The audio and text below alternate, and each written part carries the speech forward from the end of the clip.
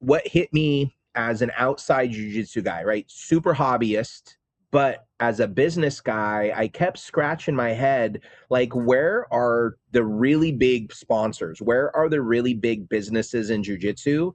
We spent a lot of time at IBJJF. That's how we kind of got into jiu-jitsu. And then we've been in a handful of other promotions that have been fantastic. Everything from Subversive to Toro Cup to PGF and IBJJF and ADCC. And the pattern that I noticed is that, like, it's just consistently other jujitsu businesses. And where's the Coca-Colas? Where's the banks? Where's the investment firms that are sponsors and are, engaged in a lot of these other professional sports? And as fun as jujitsu is, kind of from a joking, especially the nogi world is like, hey, are we going to smoke a bunch of pot before we go roll? Which I'm not saying is good, bad, otherwise. I just feel like there was a level of professionalism that might be missing that really prompts these big companies to jump on board.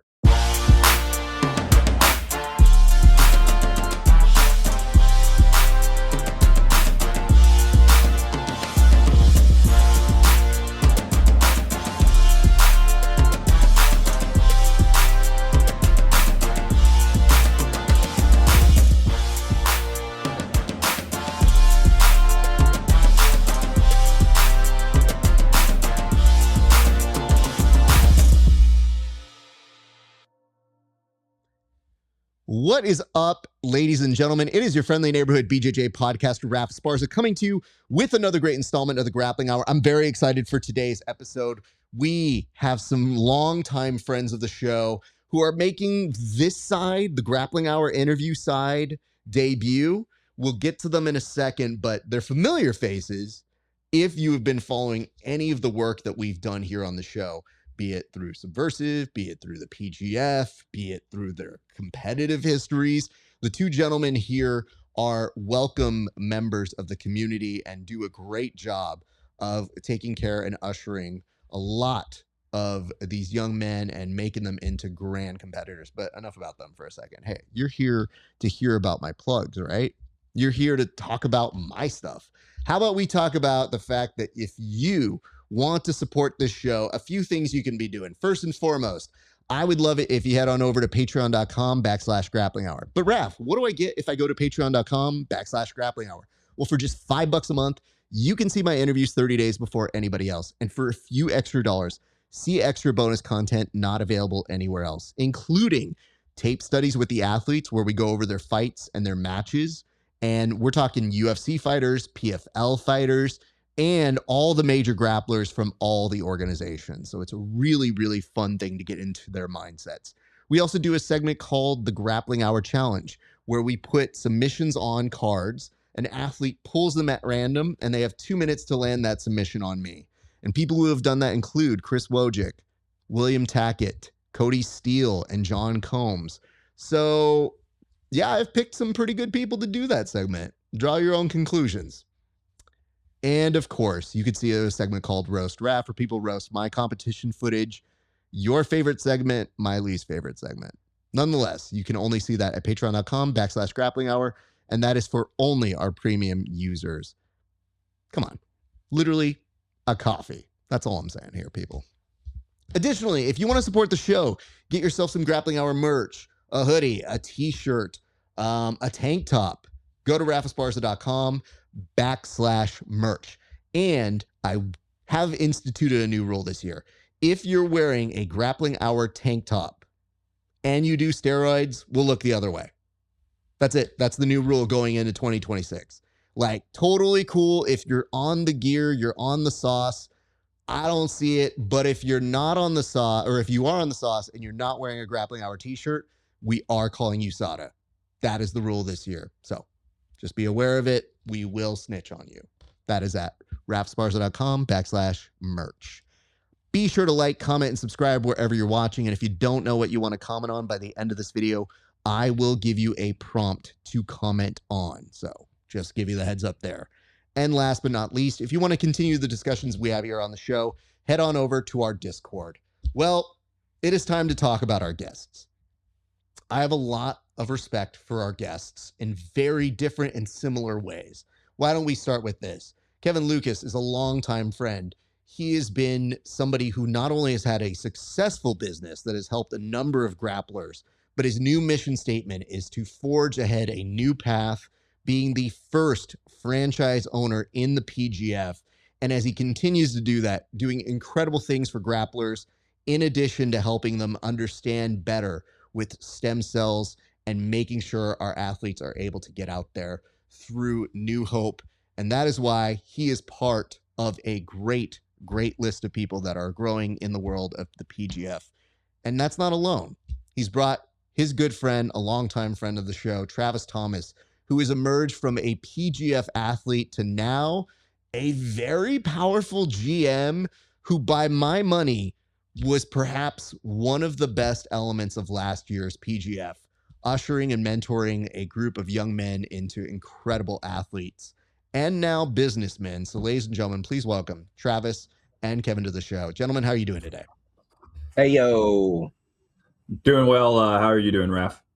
It's a blast. It's good to see both of you guys. I first want to start with the compliments. I did mention that up top, but I really have to say, if we're getting a sense of what franchises are going to be, you guys are setting the standard. Kevin, I'm going to start with you right now. How important was it for you right out of the gate to start with an important way of making your franchisees, the people who are part of your organization, uphold a code? And for you, what are those ethics that you are trying to hold in that world? Man, that Raf, first and foremost, thank you for having me on your show. I've been a fan for a long time, and I actually kind of got the goosers right now that I finally get to be on an episode. So here we are. Um, Really, the what hit me as an outside jiu-jitsu guy, right? Super hobbyist, but as a business guy, I kept scratching my head like, where are the really big sponsors? Where are the really big businesses in jiu-jitsu? We spent a lot of time at IBJJF. That's how we kind of got into jiu-jitsu. And then we've been in a handful of other promotions that have been fantastic. Everything from Subversive to Toro Cup to PGF and IBJJF and ADCC. And the pattern that I noticed is that it's just consistently other jujitsu businesses. And where's the Coca-Colas? Where's the banks? Where's the investment firms that are sponsors and are, engaged in a lot of these other professional sports? And as fun as jujitsu is, kind of from a joking, especially the nogi world is like, hey, are we going to smoke a bunch of pot before we go roll? Which I'm not saying is good, bad, otherwise. I just feel like there was a level of professionalism that might be missing that really prompts these big companies to jump on board. Like, why is there no Wheaties? Why is there, it's really been an interesting venture for us. And at the heart of what jujitsu was for me and how I was exposed to jujitsu was honor, respect, all of these different high level things. And when we got the opportunity to purchase the team, I knew first and foremost that was the direction that we wanted to shift it. We wanted to take it away from the R-rated, Richard Pryor, Eddie Murphy HBO special, which is kind of what seems to be the pattern in some of the jiu-jitsu space, to how can we create something where grandparents are bringing their children and then their grandchildren from a legacy perspective, and we have people that want to buy season tickets and hold season tickets for the next 100 years. And I believe the way that we need to do that is to appeal to the family dynamic as a whole, which is what jiu-jitsu is, but can we shift away from the R-rated content to acquire that? Well said. And I'll be honest, I think the hardest thing is everybody has a different idea of what success looks like in jiu-jitsu. Mm-hmm. And that doesn't mean they all can't succeed. It's just some are going to have limitations. And it's really going to be the idea of the more options of choice we can give these consumers, I think the more you're going to find that base. And Yeah. there's a reason why the NFL works. It's because this year they're having the best viewership in 30 years that they have had. So then the asked question is, why? Why do people come back to that? And it's because at its core, it's going to be something accessible for everybody. So if we don't 100%. hit those things, how do we expect to grow? So Right. I appreciate you for continuing to see that trend and for opening that up. And full disclosure here, Kevin, I believe outside of some of the people, mainly me and my boys, you were one of the first people I saw in a suit when you were showing up there. And I got to say, that made me notice. I was like, oh, Kevin's coming for real. Oh, this is looking very spiffy. And it made me happy because you don't assume jiu-jitsu with suits. And if you Right. do, you think IBJJF. If you do, you think maybe a product in a foreign land where they're dressing it up and they know they got to be like a little bit more Right. elevated. To me, it just said like, hey, we're in suits, BMAX in a suit, everybody's in a suit. And I have to say, it was pretty nice when I saw somebody joining the fray, which is you, Travis, because Travis, I don't know that I had money on you being in a suit, but man, when you put one on, you looked real spiffy. And I noticed people perked their ears and eyes up because they said, oh, Travis is legit taking this role very seriously. So what did it feel like to make that transition for you? Yeah, I mean, Kevin would honored me with the position to come in and be the GM. I came on board at New Hope just a few months prior to it, and then he hit me with the opportunity of possibly coming out and doing the PGF, and I told him I would be more than excited to do it. And at first it was kind of just like me helping out with the PGF and being there with Kevin to learn a little bit more about the business side. And then once we were there, it kind of got into talks of like, hey, I think this GM position is perfect for you. And I kind of held back on the suits at first because, like you said, when I walked in with a suit, it turned heads, and I couldn't be turning so many heads with my athletic performances and wearing a suit at the same time. So I had to wait until that professional role came to fruition before I could come out there and put it on. So, I just I was super honored for the task at hand, and now I'm doing everything in my power to be the GM of the PGF. We are trying to establish something as the first franchise, the professional team, the team that every other team is looking at and looking up to, and I want to fill that role as well as the GM. I want other teams to see what I'm doing and their GMs to text me and ask, what is it that you're doing that I could do to make my team better as well. Well, let's talk about setting the tone because, correct me if I'm wrong, Kevin, first franchise, Travis, first GM. You're spot on.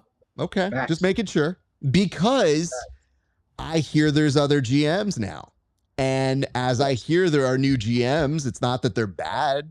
I'm friendly with everybody. I love those guys too.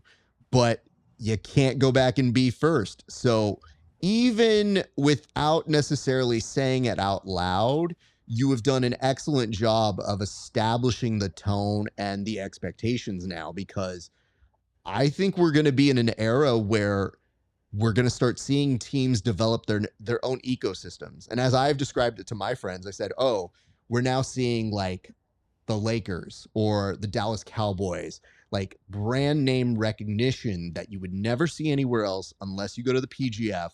And yet, if you look at it, that's why when businesses look at those major organizations, that's why you see like, I think the Celtics just sold for a bunch of money. You saw the Dallas Cowboys, even when they have terrible seasons, are still one of the biggest franchises in the entire sports world. So I think that you guys are starting to set that tone and make things very interesting in a world that changes very quickly.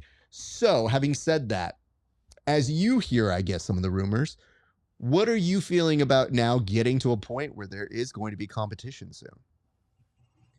So, first and foremost, thank God, like not everybody's like me or is going to be like the Kings, because Raf, you said it so perfectly, is that there's a spectrum. there's a whole different group of people that are looking for where they belong and where they fit. And I can tell you the heart of all of the owners is to really just give back and connect to their communities and the people they feel connected with.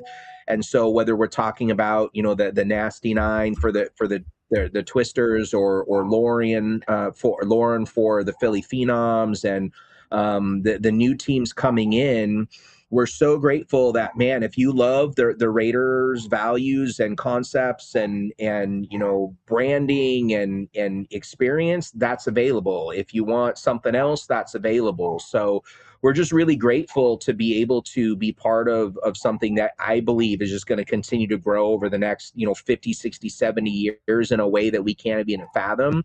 And when I went to the first PGF in season 5, for me, that was my first PGF indicator. Met Travis. I saw Travis. I saw how he was carrying himself not only so outstandingly as an athlete and as a competitor, but super professional. It just really hit me that, man, there's all of these schools, there are all of these promotions, and people are trying to do all these different things. And when the opportunity from the team development came into play, it just was for me a dream come true. I've been involved in the sports world my whole life. My son played national level soccer. We ran soccer clubs. My wife and I ran soccer clubs. I was on the medical team for Gonzaga University for over a decade, and so I was taking care of the top Division I college athletes and other pros and Olympics. And so getting to see that, man, when God was like, maybe you get to participate in this and engage in this at a level, because to be honest, I'm not a competitor. I love doing jujitsu. I like training, but I am not like that guy. As Coach Ricky would say, I'm definitely not. I'm not the Malinois, right? Or I'm not the shepherd. But in business, I am, right? And in developing other people, like that's what I love doing. So to see that I could participate in jujitsu at a high level and maybe elevate it, but not necessarily elevate the jujitsu side of the coin, if that makes sense from a technique perspective, it was just a blessing. And then we get to bring other people who have a passion for the same thing to a professional level. And this PGF family is really special. The owners, we are all in, even though that we're competing against each other, right? We are all wanting to grow this magical world that is jiu-jitsu and this jiu-jitsu family. So I'm still kind of pinching myself. I'm still figuring out, like, holy cow, what is this really? And I'm still like, we get to do this every day. I wake up and this is what we get to do. So. Well, okay. Kev, on that small little detail that you mentioned there is a lot of unity amongst these owners right now. But it is very funny to me because I don't see Jerry Jones playing with Robert Kraft all that often. So I'm bracing for the future, but I love seeing everybody get along. And you're right. It extends from those of us on production staff to the athletes to the owners. It's so easily able to go up to each other, chat. I remembered at one point, one of the athletes last season, when we asked for them to be on the post show, they're like, hey, we got a team dinner. I just don't want to ruin that. I was like, I'll go talk to Kevin. And I literally went up to you and I was like, hey man, do you mind if I pull him? Yeah. And you know exactly what we need. So you're like, absolutely. So to me, Right. It's like, I think it's not trying to disrupt anybody's ecosystem. And there's a big politeness that I like about it, that we're all trying to make it more professional and do what our specialty is to advance it forward. So I think that's Exactly. what we all see amongst each other. And they're like, hey, this is the baton I pass to you. You pass this to the kids. They pass it to their fellow teammates. Right. And it's just all of us trying to make this thing bigger and bigger and bigger. Right. And really just being able to see, my experience in the college sports world at a high level. And my era with Gonzaga was, they were always a top, 10 team, essentially, top 10 to 15 team. And I remember the importance of, there was a couple of guys that graduated and were like, man, what are you doing? And they're like, I'm actually going to go work for this professional basketball team as a role doing this. And so that always just really hit me, like there is opportunity that professional sports offer athletes that they wouldn't have if they didn't exist. So when Brandon was like, hey, I know I threw the idea out there of a potential team ownership. What do you think? And I said, well, I would love the first opportunity if that does come to fruition. And the inner dialogue or the inner desire for that was, now what if we could create that opportunity and everybody has the opportunity, from production to assistants to GMs to the athletic trainers, to we now can potentially do that with jujitsu. That was the goal, and knowing it's happened for all these other sports for the last 100 years, we just now get to create that. But that, being able to have the shoulders and the bandwidth and the strength to deal with launching something is not for everybody. No, being on the ground floor has its perks, but it also has its opposite of perks. It has a lot of work that you put there, so I'm sure we're all familiar with it. Travis, you've been so good at what you've been doing, and I alluded to it up top, but one of my favorite memories from last year was actually getting to go to dinner with you guys and with your team specifically, because I got to see a different side of you as a mentor. I've seen you as a competitor. I have a lot of respect for you as a competitor, but seeing you as a mentor was watching you grow into a role that didn't have definition, that you put a very solid foundation on. So for you, what did that experience feel like? And more importantly, what are you looking for as this GM who's the eyes and ears of this organization that's doing their best to find the next generation of really talented grapplers for the Kings? Yeah, I think like the competitive side is in a lot of us as kids. We get to grow up doing sports, and we want to be the professional athlete. We want to make the money. We want to have the fame. But I think something my father instilled in me when I was really young was, like what he did to me as an athlete and how he bled into me and taught me things that some other people didn't, and some other athletes don't portray those traits that, we're looking to instill in these men. And a big goal of mine is to not only be a professional athlete, but eventually, run my own school and mentor kids like I'm getting to do now. So like I said, I think that this is like something that I've wanted to do. I got to step into it a little bit earlier than I was expecting, but this is something that I've looked for my whole life. I really want to bleed back into people like I've been bled into. I've always had a really good support system with everybody around me. And maybe it's because of how I've acted towards people and how I've treated people. But I know I've just been grateful and blessed with having people around me that do support my cause or do support what I'm trying to do. So I think that this is, exactly what I've been looking for in life is a place or a position that I get to be in front of young men that will listen to me, and I get to try to lead them in the right direction. So I think this is like, this is, again, this is what I said. It's a little bit earlier than I thought it was going to happen, but this is exactly what I feel as if I was, it's cliche to say, but like something I was born to do.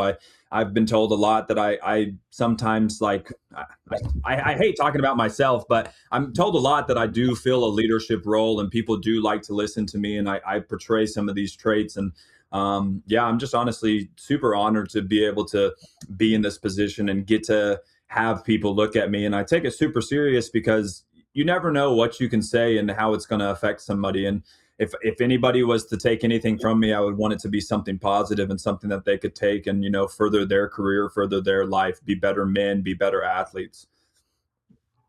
Well said. But I also feel like there's like this hidden thing of being a PGF athlete where, sure, we get to see them make these boastful comments. I'm the best. You want to get me because I'm going to do this for your team and this and this. There's a lot of bravado.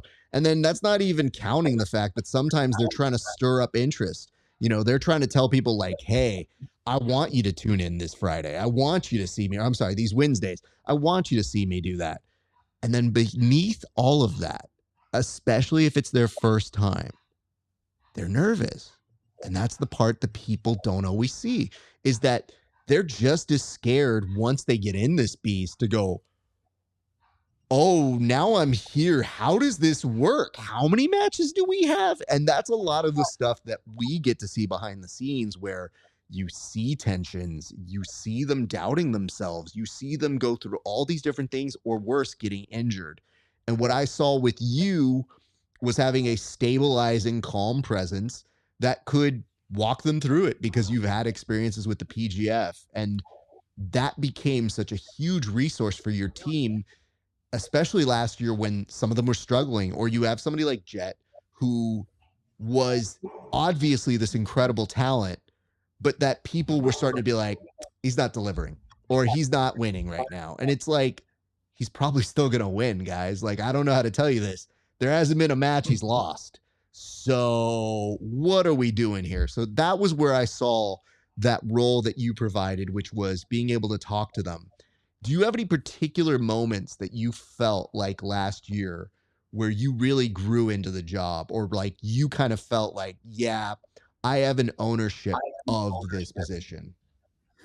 Yeah, I think the first night that Jet got a submission, we had been talking a lot about like what was going on and why he wasn't submitting people, and I think it all boils down to is when Jet first came to the PG, he was an unknown athlete where all these high level guys who were super known weren't really giving him the respect, and they would play the game a little bit more open. And Jet is an amazing athlete, and he would find these submissions to where when you fast forward to this second season he did, everybody knows who Jet was. Jet was the number one drafted athlete, and people were okay with just getting a draw with Jet, and they would call that a win. So, I got to work with the athletes a lot. I was actually injured, so it's not like I was in there rolling every day, but I got to be there. I got to talk about, how can we game plan the PGF for the next week. And I don't know, maybe Jet didn't feel the same way, but when he got his first submission and he came to me and like we were just chatting, and that he was, that's awesome. You did a great job. And he just kind of informed me like, thank you for being out there. Thank you for believing me. And that's kind of, when I seen the guys really coming to me after matches asking what they could do better, or thank you for this coaching or whatever it was, that's when I felt like I really stepped into the position. And I know I'm not the coach, but as the GM, I'm like the relations guy. I need to make sure everybody is, in good spirits or things are getting taken care of. And the fact that they seen me as that, that's when I realized like, oh, this is real. These guys do see me as the GM, not as just an athlete that Kevin brought on that looks really good in a suit. I'm glad that's the part we fell on right now. It was just, I want to make sure I'm just like any one of you guys, just really better looking, is kind of the message I think we got there. And I'm sure even though you're saying it very modestly, you're saying like, hey, I don't know how Jet felt. I can tell you, knowing the little bit that I do about Jet, that he is a pretty hardworking, easy to like work with guy. And that for him, even though he's tasted success in this format, that when you feel like you're not hitting your stride as much as you used to, it's like akin to somebody losing their fastball or not being able to do certain things. So that when he got that opportunity to hear from somebody else who's been there, no matter what it is, even if it's not like you provided him the key to getting the submission, you gave him a voice to listen to when he heard that. And I know he's receptive to that because I could see how your guys with you in that training session, everybody was really chill, great session working with them. But I also know somebody else was there that day. And that day, when I went to go train with you guys, a certain Cam Hurd was there. Now, listen, guys, I think we know that when I work what I work, there's stuff that's on record and off record. And it's not like anybody said anything that was going to be on record, at least not verbally. But my eyebrow went up and I was like, Cam, what are you doing here? And lo and behold, Cam Hurd is the other member who has been signed back to the Kings. So, Kevin, I got to know, why Cam and what brings him back to your organization? Because we all know what he does. We all know he's a monster, and we've seen the improvements he's made even since the last time he was on the PGF. But why was it important for you to sign Cam back to the Kings?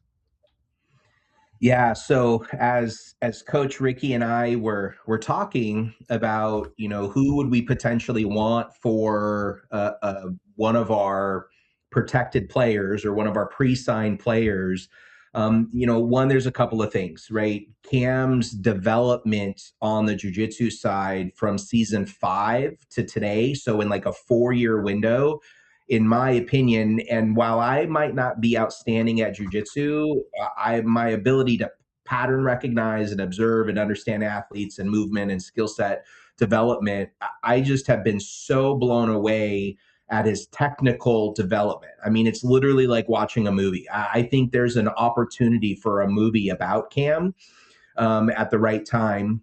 You pair that with his level of professionalism, his faith in God, his desire to be the best husband, the best father that he can be. And you have this total package of a guy who's not 19, 20, 21, who is doing all of the work. The guy works a normal full-time job, and then he's developing himself at a high level. And I just couldn't think of anybody better. And we're going to have a pretty strong affinity. I want to just kind of throw this out there. We're going to have a pretty strong affinity for some wrestlers. The style that the Kings, we picked, the Lion as our representative to, honor our creator, the Lion of Judah, but also we're going to go hunt.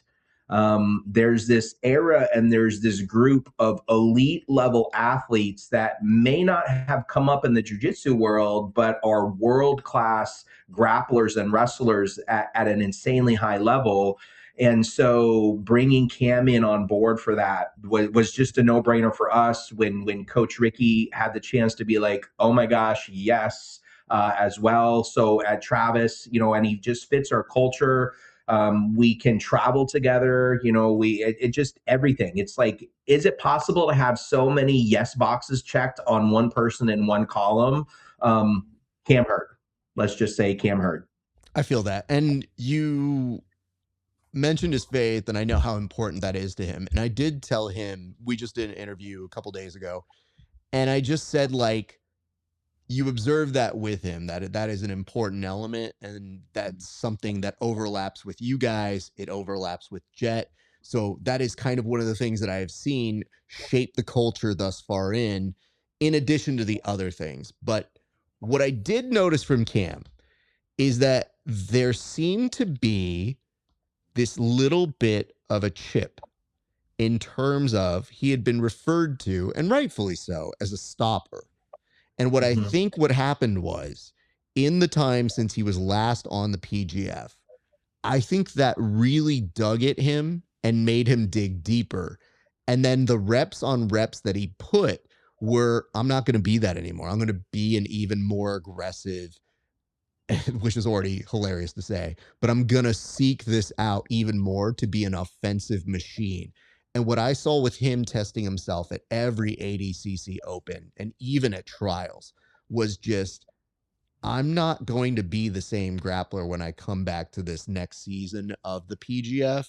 And when I talked to him, without even saying it, he was like, you're not going to see a stopper this season. You're going to see somebody who's been working their ass off in the off season to be ready for this. And that to me was like, that man gets to talk, because that man nearly qualified for ADCC in one of the hardest divisions you can do that in. So I have a lot of respect for him in that world. And one of the things on why this story is so powerful is, I grew up in an era where if you didn't make the team, you had to wait all year to try and make the team again. Sports today are pretty different. There's such a massive, corporate industrial complex around the youth sports program that, let's say I'm trying out for a team, I don't make the team, I don't make the B team, I get to bounce over to another club, volleyball, basketball, soccer, lacrosse. There's so much opportunity. And so Cam's situation is like, no, I'm going to go do the work in the off season, exactly as you just said, Raph. I'm going to come back a completely different level of grappler. And one of the confirmations that I had was we were at an owners meeting last month in November. We were at an owners meeting in Decatur, and someone was talking, and they were like, I can tell you, if I never had to have another match with Cam for the rest of my life, that is a massive win. And so that's one of the things that we're looking at. Just being able to have a guy who, one, his technique is he's completely different. He's so different than what he was season 7. And but to now be able to hear dudes be like, man, to get beat up like that for 6 friggin' straight minutes, I want none of that. And now we get to add a level of submission hunting that wasn't there, that is there now. So I'm counting. We're so excited for March 4th. As you should be. And, listen, man, I want to tell you guys, when I went to train with your boys last season, I made 2 points to do. One was Cam was getting ready for ADCC Open that same week that we were both out there. And I was like, he needs a certain kind of training, which is, I'm not trying to go in and murder him, but I need to make him honest and get him to shake down some weight and to keep him moving. And what I noticed was, I was like, at a decent pace, it wasn't crazy or anything like that. I was like, cool. Is this good for you? Do you want me to keep doing it? We were over to the side for about 45 minutes, just me and him working. And what I liked about it was, I literally took the time to put him in every kind of position to say, let's move from here. Let's move. And for me, I was like, oh, right. I have to do it too.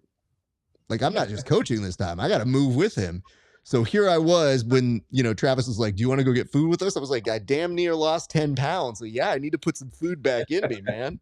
But the second thing I did that day was, I'm a big believer of, if you get the honor and the ability to roll with really good practitioners, you kind of owe it to yourself to put them in their best spots, if you're me. Because how else are you going to learn what they're great at? And I remembered specifically being like, all right, that means going into Dom Lobo's guard. That means I'm going to let Jet take my back. And those aren't fun experiences, but I learned so much more on what makes them unique. And there was a moment, and it was before Jet was really back in on his momentum coming in, where he had this back take, and I looked at him and I go, I know you're not finishing people, but this is exquisite. You have incredible control here.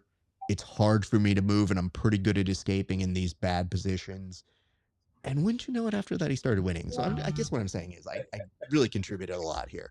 But I was so impressed. Go ahead. I was going to say, we attribute Jet turning it on to you, actually, in all of our meetings. So just to let you know. For sure. Yes. Thank you.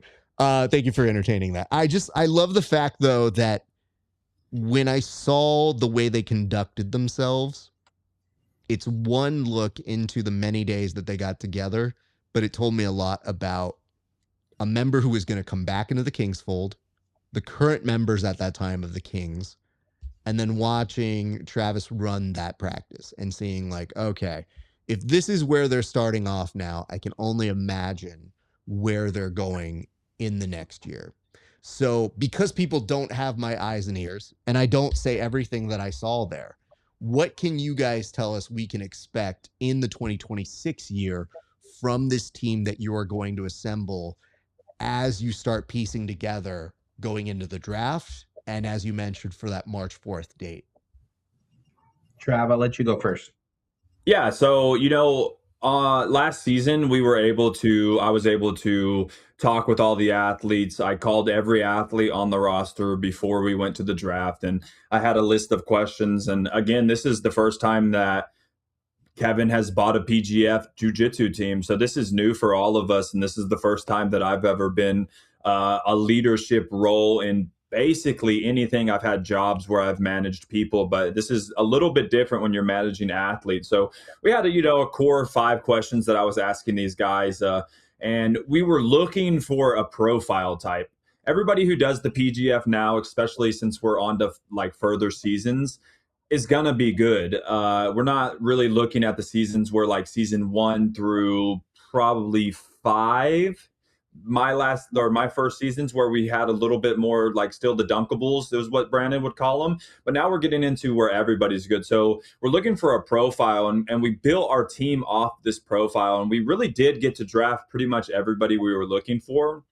But again, we're looking to build leaders in this community so that when parents or fans see our team, they see a group of young men that can be looked up to, and they can follow in these footsteps, and they see people that actually have a path to success. And with all of that, we got to get a lot of feedback on that season, and now we have an even more intensive interview process where, I mean, we're not ridiculing these guys or like really getting them down, breaking them down, but we really get to ask these questions, and we get to see things from last season that happened, and how can we negate those things from happening again. So yeah, I think we've really kind of crafted what we want into a pretty pristine interview, a pretty pristine film watching process, and I think that's what we're looking at.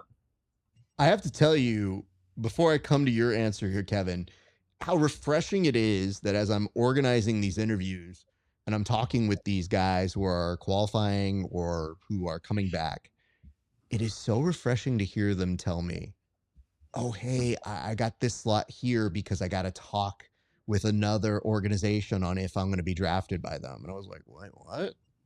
Oh, yeah, you guys need to be interviewed. Yeah, that's a real professional thing to do now. And it was really cool. But then I said, oh, I can't run you late because they know me and I will not have that on my head. So y'all are ending on the dot before you have another meeting, because I am not having you tell them like, sorry, guys, would have been here, but Raph kept me. You know how he yaps. And I was like, I will stop on a dime, my friend. So for you, Kevin, same kind of question, but yours is an interesting thing because one of the things that I feel that you put down that I'm interested to see if other organizations follow up on was the financial literacy, the guest speakers, the coaches that you brought in.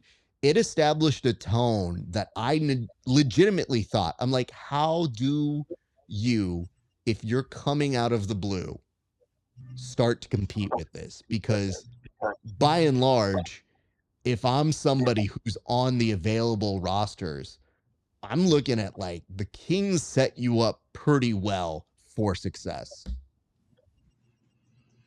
Yeah, that I feel like it was a really great opportunity and equally big responsibility to help show what is possible to help develop young men.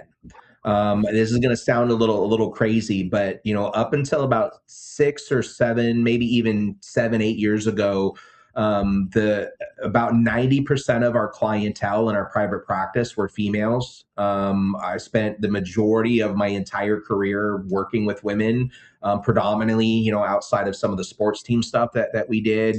And I got a prophecy from a prophet, and she's going through this thing and like has me line item by line item. This lady had never met me before. All she gets is my name, and then gets in the prophetic word and is sharing this prophecy with me and about my potential future and what she's kind of being told essentially.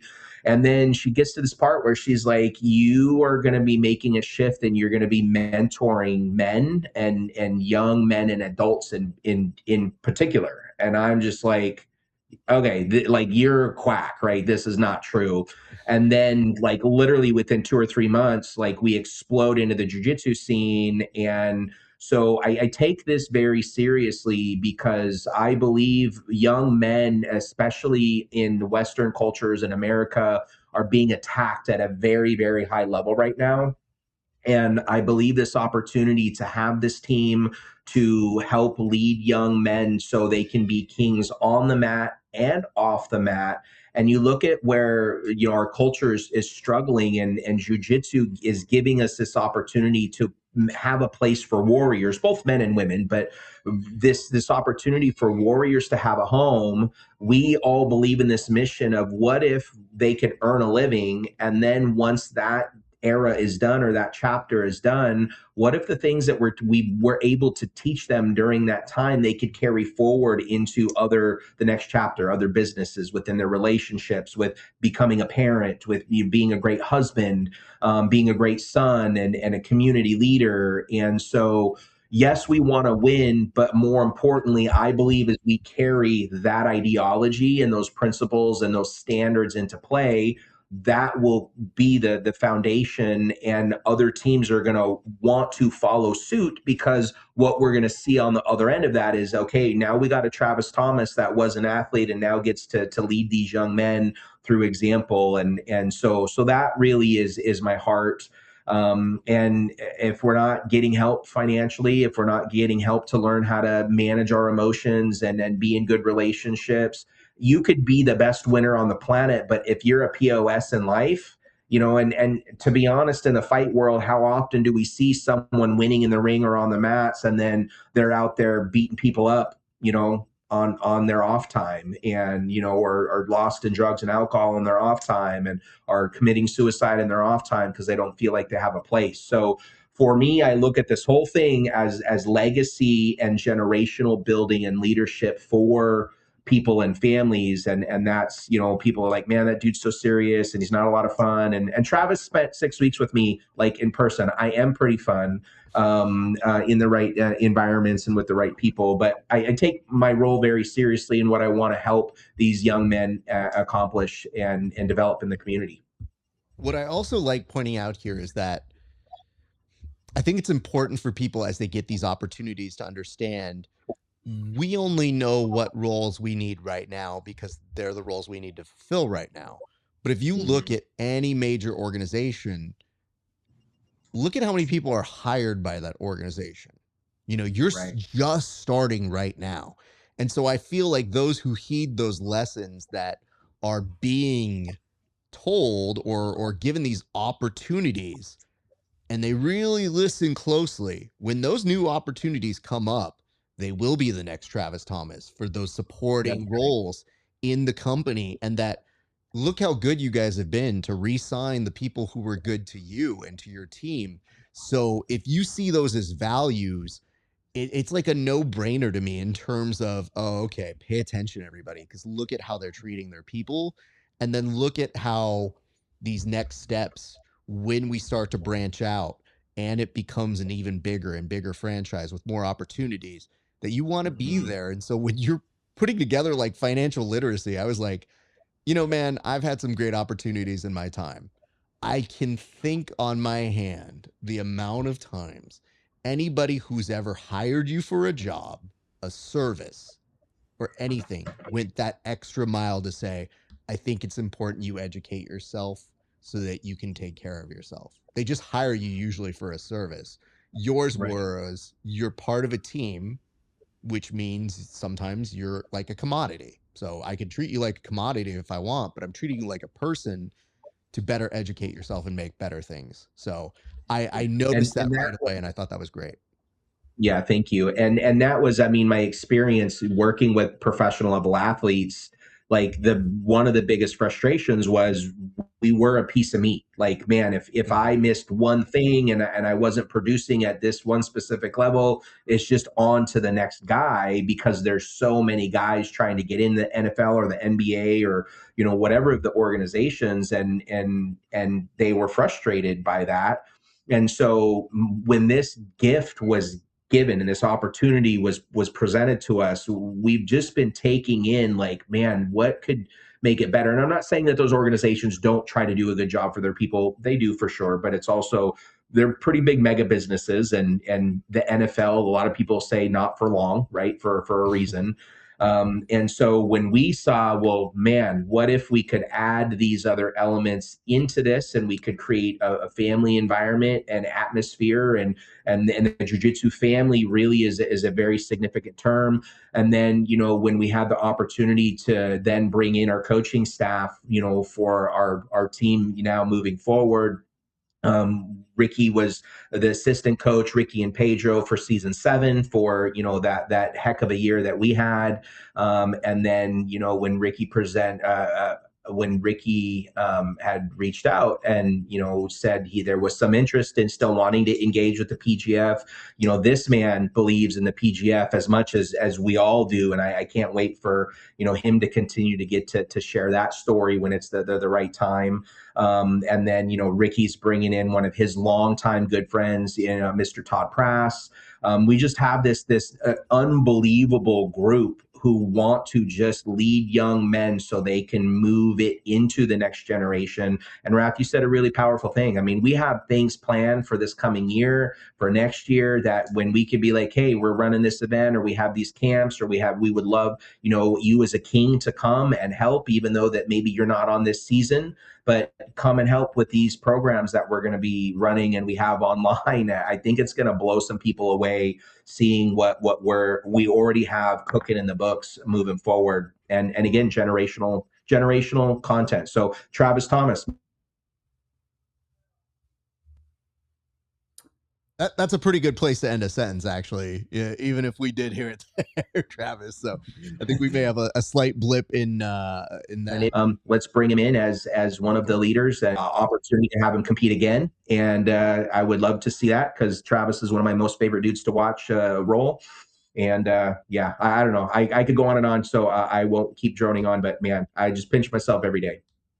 Beautiful. Thank you for saying that, sir. And I know Travis appreciates hearing it. The reason why I mention it, though, is because when you're young, you don't always see everything in front of you. You see the task in front of you. And the main task is going to be to win. And don't get me wrong, that's important. And not for nothing, the franchise does have a champion under their belt.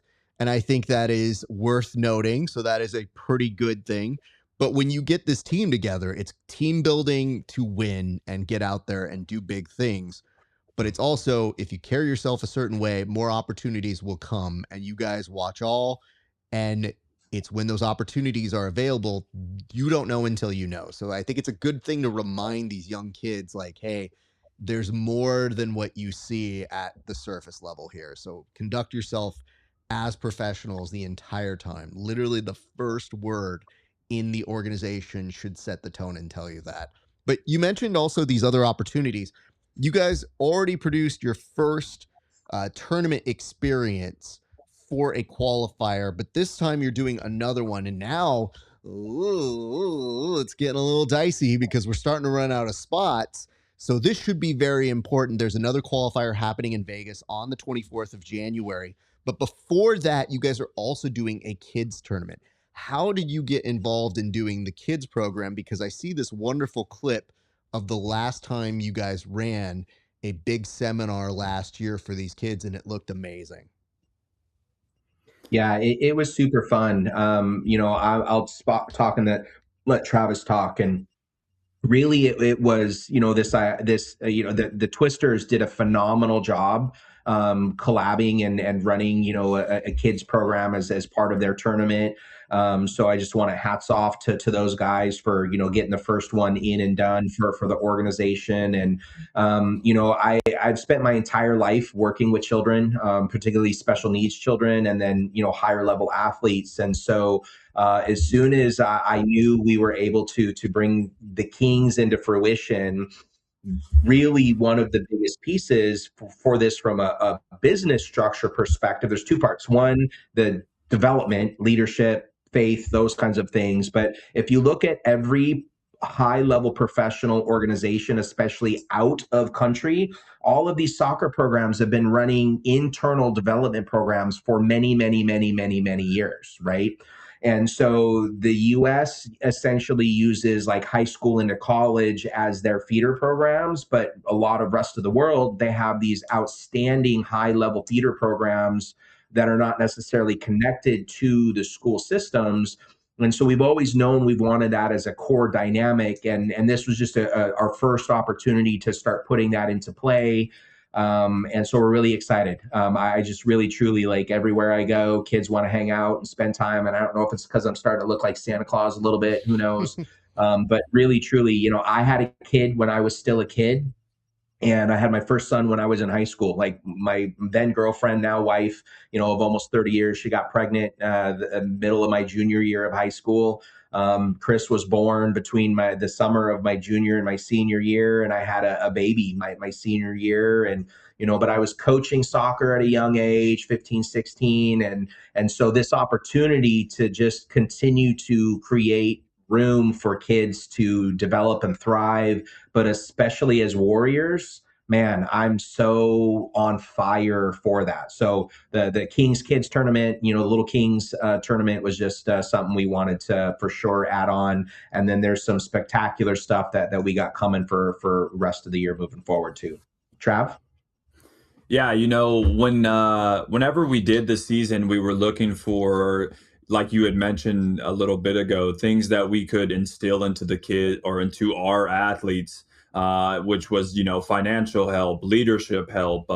We wanted to do something fun with the guys, and something that we really wanted to do was give back to the younger generations. And that's what we're trying to build as a team is bleeding into these athletes, how to be a man. And like Kevin said, it is that the man is being attacked in society right now, and we want to bring that back out. But we want to not only bleed into our athletes that we have on the team, but we want our athletes to bleed into the younger generations, kids who are looking to get into the PGF, and give them an opportunity to see that eventually that this little hobby that they have, that some people get to, make a lot of money from selling seminars or videos or whatever, instructionals, they could actually come and be on a professional team. And so we got to book the clip that you're talking about. We got to book, a seminar where all of our Kings got to go teach these little guys. And man, it was actually super incredible. That little video that you seen was cool, of all the kids trying to beat each other up and slapping on the ground. That was super awesome. But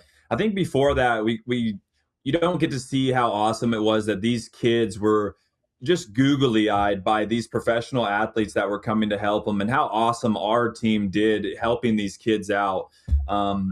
So, we wanted to continue that. And like he said, the Twisters did a really good job in the first one. And all those kids were super excited, not only to be able to compete under the Twisters flag, but also then to see the athletes that were coming to compete to be on the PGF. So we just wanted to follow suit. And, we were the first team, and now we get to be the second team to come and do a kids thing. So it's super exciting that we get to do that. That is beautiful to hear. And, gentlemen, what I would like to do right now, and Travis, I know you're going to be short on time here in a second, but this is your official first time on Grappling Hour Classic. You guys have appeared in different facets and forums on Bullpen, which are all like spin-off things, or the pre and post shows. What I would like to do right now for the official record is to do the origin story. We want to know how you guys both got involved in jiu-jitsu, because I think that usually is very helpful to telling the people your whys. So I'm going to go ahead and start with you, Kevin. Where does jiu-jitsu find its way into your life? Because you've already alluded to this work you were doing as somebody who worked in the world of soccer. But as a kid, were you playing other sports? Were you playing soccer? What were you involved in? Yeah, so my introduction into martial arts, was a result of the extreme abuse, rape and torture that I experienced from my daycare provider's teenage son. I ended up having to have 8 inches of my large intestine removed, because the doctors had to essentially go in and take some things out and sew some things back together. And at the end of that multiple surgery cycle, my dad actually worked with a guy who trained Wing Chun Kung Fu. And he would come to my house and was teaching me. And it was a short window. It was like probably 6 or 8 weeks of once a week for a really short blip. But that started the love of martial arts for me. And then I grew up in the 80s. So it's, Karate Kid and Bloodsport and Enter the Dragon and all of the amazing Kung Fu movies of that era. Fast forward into, late teens, early adulthood, I started training stand-up style.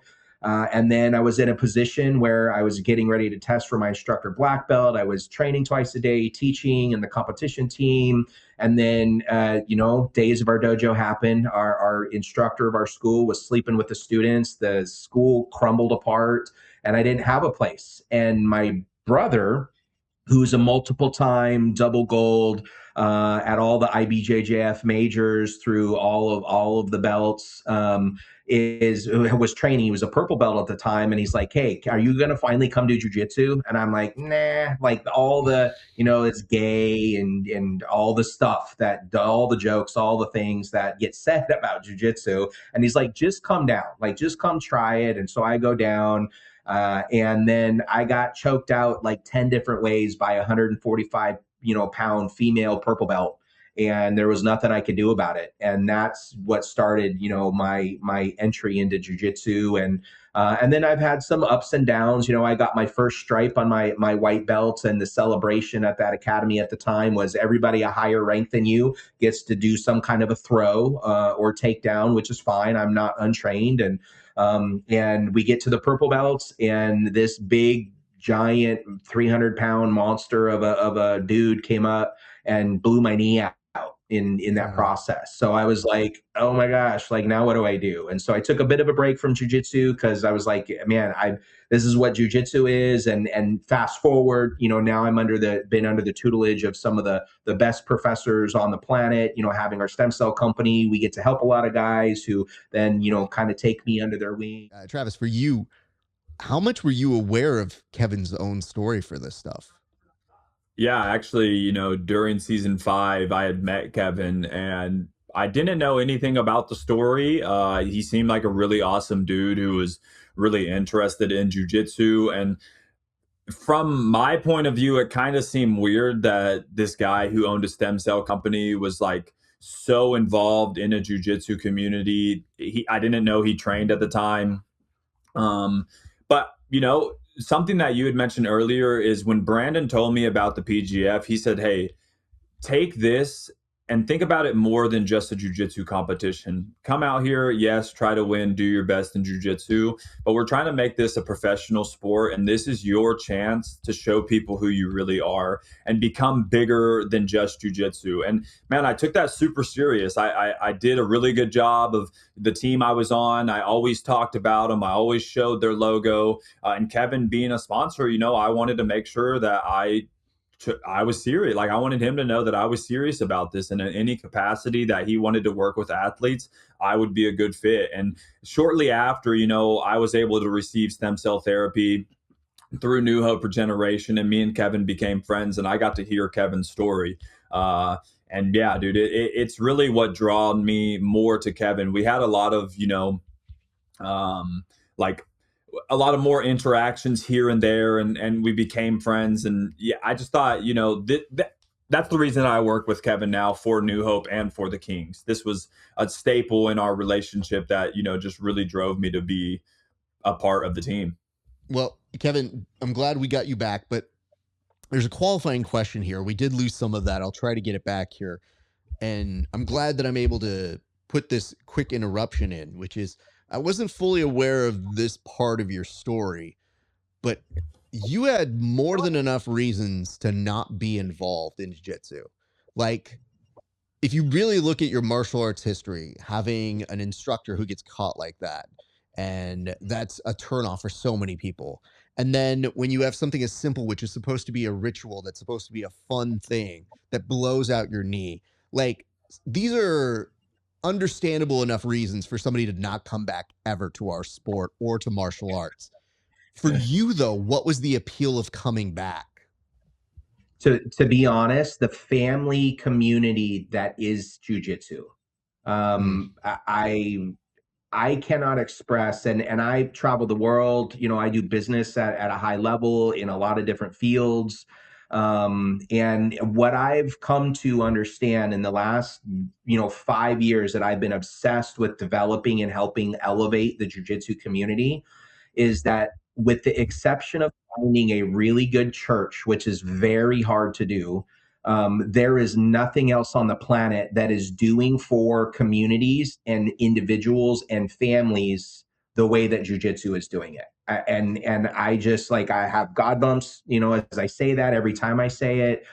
And so for me to just invest so much money into jujitsu the way that I have the last 5 years is because I believe that it is doing something unlike anything else on the planet that exists right now.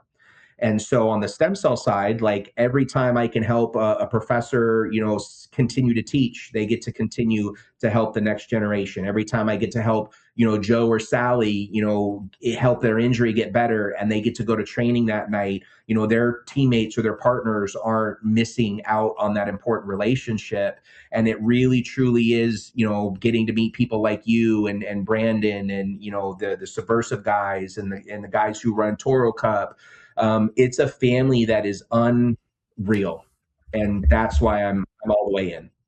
Well, I'm glad that we were able to maintain you because legitimately any one of those timelines could have been branched by two of those big moments, and it would have been understandable. Like all of us who are instructors or anybody who ever tries to be sympathetic to somebody's story, when somebody gets a big injury, I'm pretty understandable where I say, listen, take care of yourself first, but know you have a Yeah, place back here. It's just mentally, sometimes people can't get past that and say, like, I'm just not yeah, going to do it anymore. And I don't try to chase them. I just say, like, you need to make a decision that's healthy for you, your family, do what you need to do. So I'm glad we got you back. Travis, I did want to thank go you. over to you though.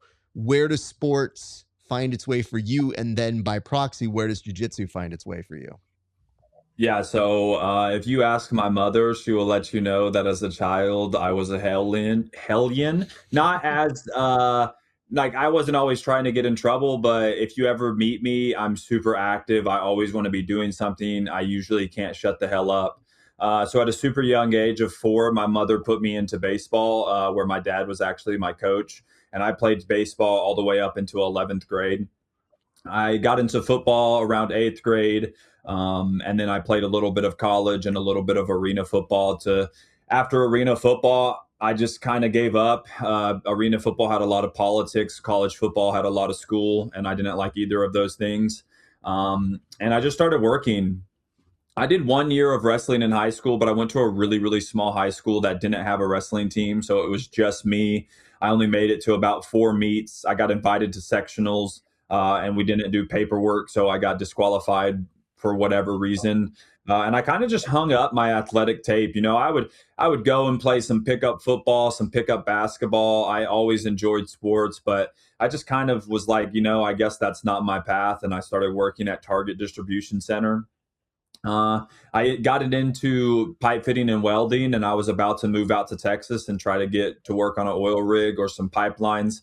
And a buddy of mine had just said, dude, I don't know what it is, but out of the friend group, I think that you could make it to, the UFC or some type of MMA. I would like if you went and tried jujitsu with me, just once. And I was like, you know what? Why not? I've saved up a bunch of money. I had just quit my job. I was looking at places in Texas. I came to the gym, and after one day, I was like, oh, this is what I want to do. And I used all that money that I saved up to continue to just train, and pretty much the rest was history from there. I excuse me.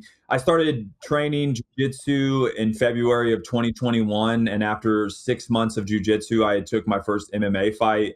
I did 6 MMA fights before I looked to turn pro. And during the time I was looking to go pro was right around the time that PGF season 5 came up.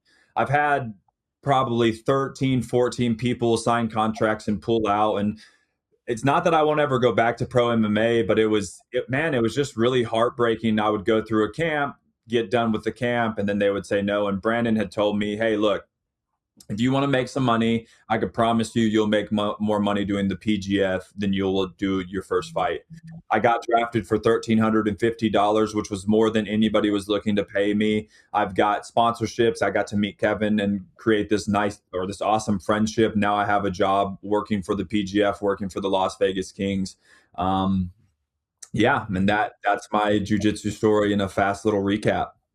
Appreciate that. Thank you. The next question we always ask in conjunction with that is, when did you fall in love with jujitsu? Because it's easy to say you're pursuing it and it's fun and you have competitive success, but this is a madman's game. Like, getting involved in this world to a degree beyond being a hobbyist means you have to be passionate about it. So for you, let's start, Travis, this way.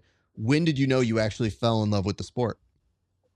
Yeah, it's funny. I've always been an athlete, not just because I've played sports, but I guess God-given talent. You know, I've always been on the higher spectrum of the athletic performers. So when I started jujitsu, I had told myself and I told everybody, like, dude, if I ever got into a fight, I could probably beat up 97% of the people that I get into a fight. And somewhat like Kevin's story, when I started doing jujitsu, I was getting my ass beat very often. And I didn't really understand there was some kind of disconnect because I usually, like I just said, was a top performer in any room, any field, any court, whatever it was. I always performed at the top. And I noticed myself just getting beat up by guys that were way smaller than me, who didn't look athletic, didn't have as much muscle mass or whatever it was. And I would call my dad on the phone after practice and say, dude, I have no clue what's going on, but I am getting my ass beat. And he said, you know, just stick it out and eventually it will turn around. And I don't know exactly the time, but there was a flip to where I did start winning. And what it was I realized that jujitsu, I couldn't force myself to be good at it. It wasn't something that I could just show up, get angry, or get aggressive, or get faster, get more athletic to win. It's something that I really had to start learning. And again, I don't know the time, but I remember the speech that Brandon gave me. He had told me, jujitsu is like walking your kid across the street. When you do it as a child, you grab their hand, you look both ways multiple times, you make sure there's no cars, then you can walk across the street to get to the mailbox. And then you get a little bit older, you grab their hand, you look across the street once or twice, and then you could walk across, to where eventually in jujitsu, you can run across the street. As an adult, I could run across the street without really looking across the street, but just by awareness, I know what's going on. And man, that really stuck with me, that I was not going to be as good as everybody until I really learned what was going on in jujitsu. And that's kind of what Brandon was trying to teach me, was there's really small, intricate things in jujitsu that you have to learn before you can become the best. And that, I think that's really what got me to love jujitsu as an art, as a martial art, as something that not only can you go in there and beat everybody up, but something that's beautiful, something that has a lot more depth to it than just going and grappling with people. It's something that, I really have took a lot of traits and a lot of things from jujitsu, and now they've like replaced things that I used to act in my life. I think jujitsu has really changed me for the better. Not, like I said, my dad's raised me and my mom has raised me to be a very good person, to love and respect people just because that's how life is. But there's some more things that I've learned through jujitsu that I've really implemented into my life that I couldn't appreciate more. I love hearing that. Thank you for sharing that. Kevin, same question for you. When did you fall in love with the sport? So for me personally, I have two levels of love. The first one was when I started training with Ricardo Tubbs and Bruno Bastos.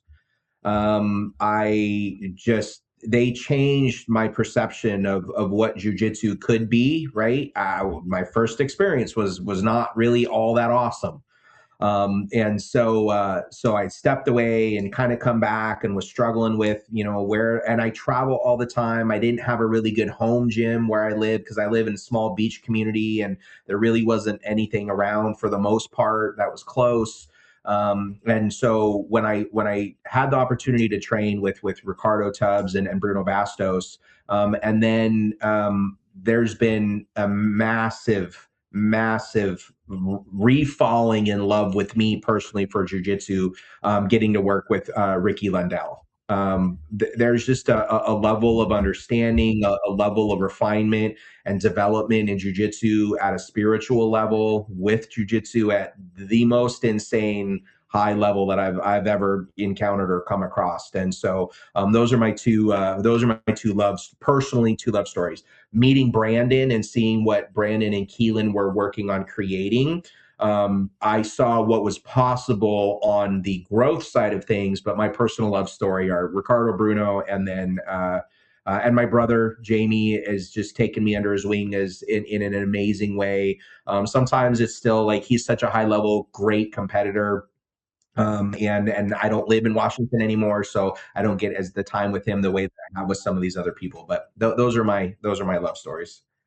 That's great to hear. And, you know, it's pretty funny when you start putting all this stuff together and you hear how people come together. But I'm pretty sure if anybody gets the opportunity to train with Ricky Lundell, they're going to come away with love for jiu-jitsu as well. So shout out to him. I know he's become a major force as a coach for you on your side, but not just for you, but for your organization, because the guys really responded to him, and I could see that. And when he came on for the post shows or the pre shows, it was a great opportunity to get to kind of talk with him. And I think I ran into him a couple times randomly, and every time we see each other is just a real quick catch up. And it was just very funny to see Ricky outside of the world of jiu-jitsu for a heartbeat and being like, oh right, I see you places now, that's amazing. So I just never imagined I'd be in a place where he and I interact and run into each other, but it's the magic of the PGF.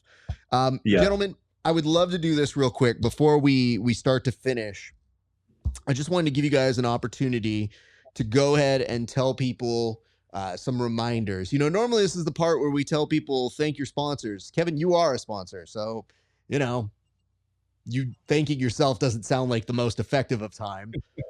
But I do feel like it is a good opportunity to remind people of the opportunities and things that are coming up in the near future. So remind people about, you know, what's coming up next for the Kings, remind them about the 24th, and then maybe give us a little bit of the taste of what it is that we have to expect here in the near future from you guys, because this thing is, time is ticking, y'all. We are about to be sooner than later, all of us in Vegas and getting right back to business. So Kev, I'll start with you.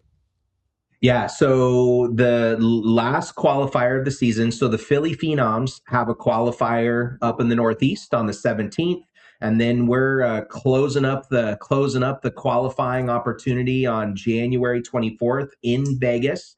We're going to be running our program with one of our amazing partners, Professor Hamalo, who owns Carlson Gracie Henderson. So we'll be out there for that. For parents who want your kiddos to come out and have the chance to play with some PGF modified rule sets for your kiddos, come out for the tournament in the morning and then stay to watch the fireworks for the qualifier that will start around 3:30 on the 24th. And then, man, you know, we're still got an NDA that we're kind of under with some projects that we're working on. But all I can tell you is that when you guys see what else we're doing, you all are going to be like, what on earth is happening in this neck of the woods? So we're super excited for that. Lots of stuff with kids coming up. And then also we're developing a really amazing leadership program that other people, it doesn't matter who you are, it doesn't matter what affiliation you're part of or what your home gym is. If you're wanting to develop and plug in with a group of men and you're looking for leadership and connection and community, that's the other thing, that we have a pretty outstanding Kings leadership program that we are going to be implementing and putting into play for jiu-jitsu people and non-jiu-jitsu people alike. Thank you for that, Kevin. Travis, I'm going to let you get some final words here as well. Obviously, sponsors, people, training partners you want to give thanks to. The floor is yours, sir.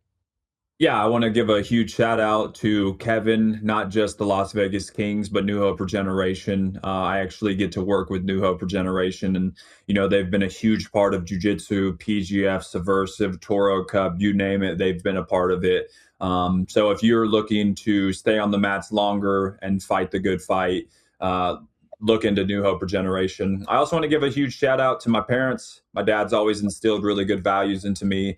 My mother, I think, and my dad's going to hate when I say it, but she is where I get my athletic ability from. And then a huge shout out to Matt Scaff. He is my coach. That's who I'm belted under. He is, I think, the idea or the pinnacle of what a martial artist looks like. And that's somebody I've got to be very close with and get my jiu-jitsu journey from. And then, yeah, shout out to the PGF. Shout out to you, Raph. This is an awesome show. I'm honored to be on here with Kevin. You know, me and Kevin became friends, like I said, season 5. So it's super cool to get to ride this ride with Kevin. And, can't wait for season 9 coming up and the things to come after it. Like Kevin said, we have some really cool things in store with the team, with kids, with some things that we can't mention. But if you stay tuned, you're going to be blown away by what we got coming. Yes, all the stuff we can't break on my show. That's fine.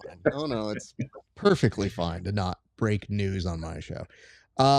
Travis, just real quick, the fact that you would choose violence in being like, well, my dad was kind of like trash and giving me athletic stuff, but my mom's is really where all these gains and these athletic specimenness comes from, because I just love the fact that that's how you decided to end it. Like, if they made it that far to the interview, that's how you're rewarding them. Oh, they'll definitely watch it all. Oh, My dad will love it because it's his birthday as well today. Happy birthday, Pops. No, you can't just be doing that to your parents like that. The disrespect is too difficult. Mr. and Mrs. Thomas, I'm very sorry. Just very, very sad here to hear that. I didn't say it, he did. But gentlemen, I have to say this. Oh, by the way, one big shout out to Asim for Kevin. Just so you're aware, Travis and I both have this amazing guy. Asim has been critical behind my S&C with Travis and Cam Hurd. So he is a big, big fan of all of us, except for the fact that his workouts make us all very angry. So there be that. Gentlemen, I just want to say thank you for your time. You guys have been incredible resources for the PGF, and just speaking on behalf of somebody who's worked a lot on behind the scenes stuff in the world of jiu-jitsu, I've seen both of you make opportunities for people within the drop of a hat.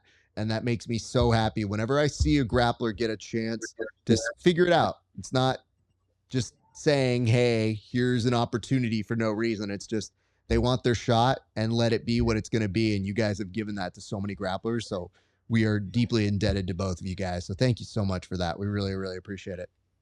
Thanks, Raph. I appreciate it. It's a dream come true to get to continue to work with amazing men like you who just want to lift up the entire community and fun and easy to be around. And you do the hard work, right? Like, it's that so many people don't realize, like, all of this is extra outside of our normals. And so, the fact that you take the time to give all of us the opportunity and all these athletes the opportunity to be lifted up. I tell people we live better than most kings and queens ever lived in all of recorded history. Very true. Very true. Well, gentlemen, I'm going to go ahead and let you get on out of here. Thank you so much for your time, you guys.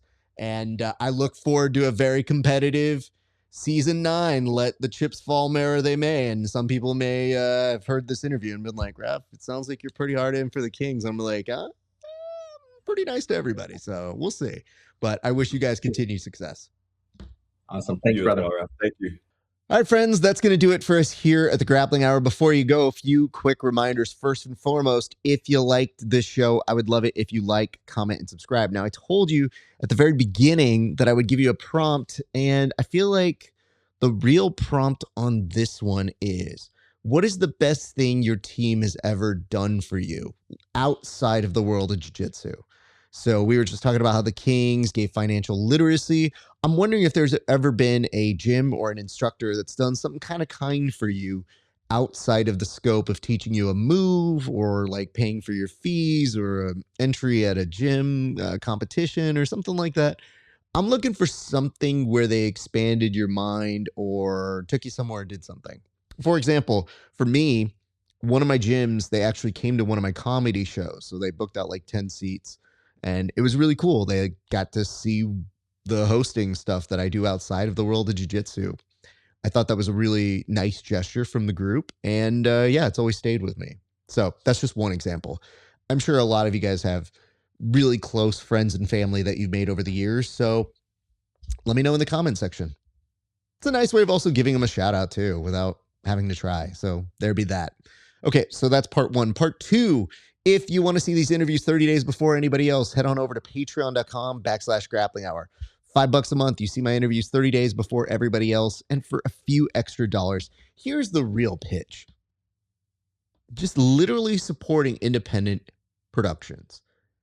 Nobody comes here and gives this to a network. This is all done by me and my buddy Brian, who helps out with the clips. So that is the team here. That's it. And we are trying to grow within the next few years. And I would love for you guys to support the show so that we can do bigger and better things as we continue to produce really, really fun events and productions. So head on over there and you can see extra bonus content not available anywhere else, including tape studies, roast raft, grappling hour challenges, and extra bonus episodes that they're not going to go anywhere else. That's it. They go there. Additionally, you can head to rafesparza.com/merch, get you some grappling hour tank tops, hoodies, t-shirts. Supporting the brand is super cool, and you're going to see a brand new set of athletes sporting some very, very cool hoodies and t-shirts and likely tank tops in the near future. So look out for that. And last but not least, head on over to our Discord if you want to continue the conversations that we have here on the show.